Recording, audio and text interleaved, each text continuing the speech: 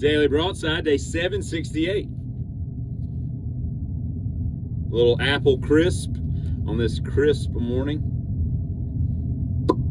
It is a little chilly. I went outside, my hair froze this morning while I was doing stuff. But here's the thing, right? I've got a new, I tend to fixate on things that I am interested in and whatnot. And I go a little obsessive about things, whatnot. And I'm currently obsessed, and that's not really the operative word, but it's what I'm using. I'm currently obsessed with a British TV show called Naked Attraction. I'm on like the 4th or 5th season. And I remember stumbling upon this. It like got thrown up on YouTube one time, and I watched a couple clips of it. I'm like, well, this is an interesting premise. And if you don't know what I'm talking about, it's this, right? A contestant comes out. It's a dating show, right? A contestant comes out. It's all British people for the most part. 98% British people. A contestant comes out, and they have these 6 pods that are colored like opaque plastic and whatnot, look like phone booths, that 6 other people are in, completely naked, right? The contestant is closed. And they come out, and maybe it's a girl looking for a guy, or a guy looking for a girl, or a girl looking for a girl. Doesn't matter, whatever.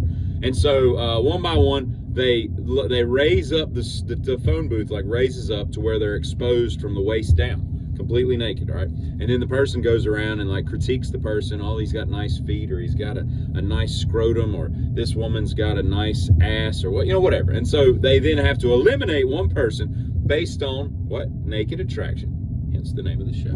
And they eliminate one person. Then they reveal their whole body, and they'll come out and they're like, oh, I totally lost out. That chick was really hot, or whatever. So they leave.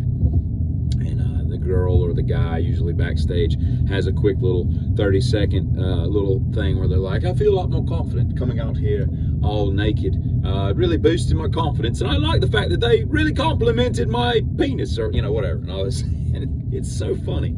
I'll get to the point of this all.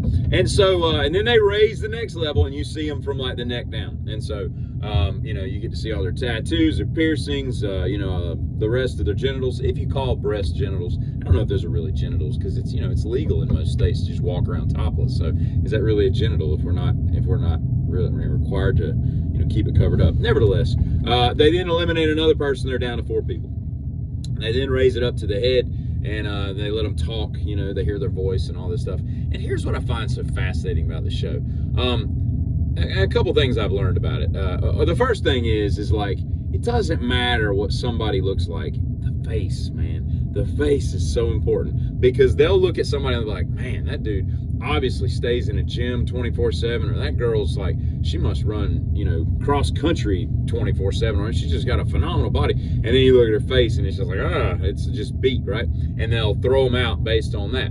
For the most part, some people, don't care, but most of the people, the face changes everything. So it gets to the point where it kind of like undermines the whole show, where you're like, what's really the point of the Naked Attraction if all we really need to see is the face, because that's what you're ultimately attracted to. So I've never gone out with somebody or been interested in anybody where I was like, their face is rough, but I like everything else about them. The whole thing about, well, I really dig them as a person and all this.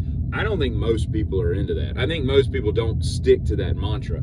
They're like, yeah, they've got to at least be decent to look at, right?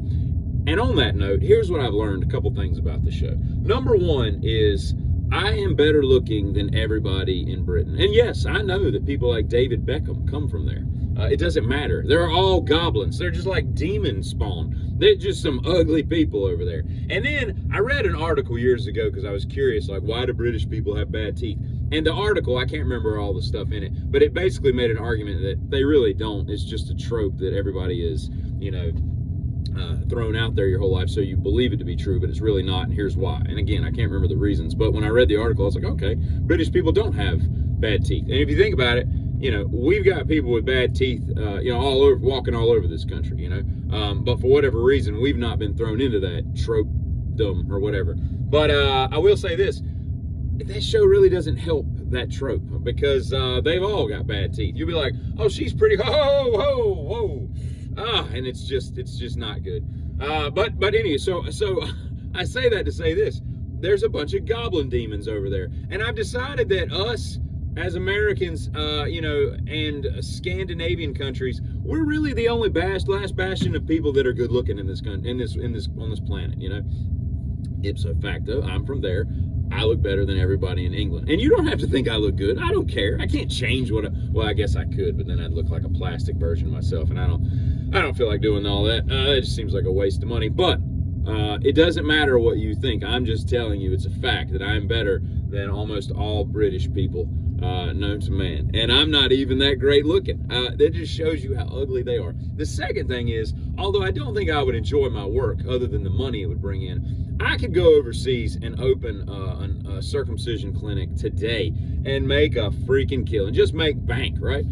Because apparently nobody over there has ever heard of circumcision. Now, it opens up the Pandora's box of, circumcision. Is it good? Is it bad? Is it something we should be doing? Obviously, our country does it way more commonly than does other countries, and for different reasons, for societal and religious reasons and whatnot. And I didn't get to pick that I was circumcised. My parents decided that for me, and I hold that against them to this day. I think I would have liked to have made that decision.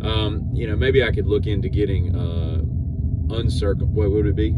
Getting circumcision reversal surgery. Is that a thing? Because I know they threw my circumcision pieces away when I was a baby, so I couldn't use those. They'd be too small and tight anyway. But what the hell am I talking about? Anyway, I'm just saying, like, maybe that should be an adult decision that you make when you're maybe going through puberty. You're like, do I think I want this extra helmet skin here, or is it time to just say goodbye? I hear it's a lot more painful as an adult, which I'm sure it's painful as a baby. You just don't remember it, but nevertheless, I'm just saying you could open a clinic over there, and if you could convince people that that's the way to do it from a hygienic standpoint and whatnot, from maybe an aesthetic standpoint, I don't know what most chicks' ideas are as far as circumcised versus uncircumcised and what looks better on a man and all that, but you can make a killing over there. And the last thing I'll say is that I don't think we realize how many dialects are in this country. Like, it's crazy how many different, if you take a guy from Alabama and somebody from, Minnesota, and listen to them talk. I mean, they want to understand each other. It's just so vastly different. And we're an enormous country, right? I mean, it's what, 2,800, 3,000 miles across or whatever. I mean, we've got a lot of land. London, England, and the center of England, I don't think it's on the center. I think it might be near the water. Anyway, Britain has more dialects than it seems like they should have. And everybody knows every one of them. They're like, I don't really get much into the northern, I'm from Birmingham.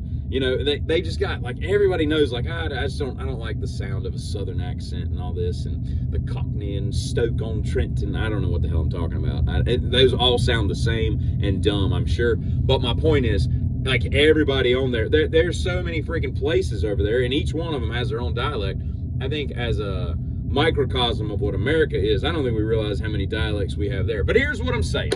Max, HBO Max, Skinamax, whatever the hell it's called these days, that's where you'll find the show. It's very entertaining. You should at least watch one episode and just be like, what the hell am I watching? Because it is a fascinating thing. It has taught me that something that I always knew, that to me personally, there is no such thing as an ugly vagina. It just doesn't exist. I don't believe it. Women do, but I don't think men believe that, and I'm one of them. Breasts can be a deal breaker, but vaginas cannot. That's all I have to say about that. Oh, and last thing, I'm going to throw a herpes awareness hashtag in this. A few weeks ago, I spoke of Liza Minnelli having herpes, and I was inundated with herpes bots all in my comments and liking my stuff and whatnot. So I'm just going to throw that back in here, even though we haven't really talked about that today, just to see what happens. Y'all have a good day.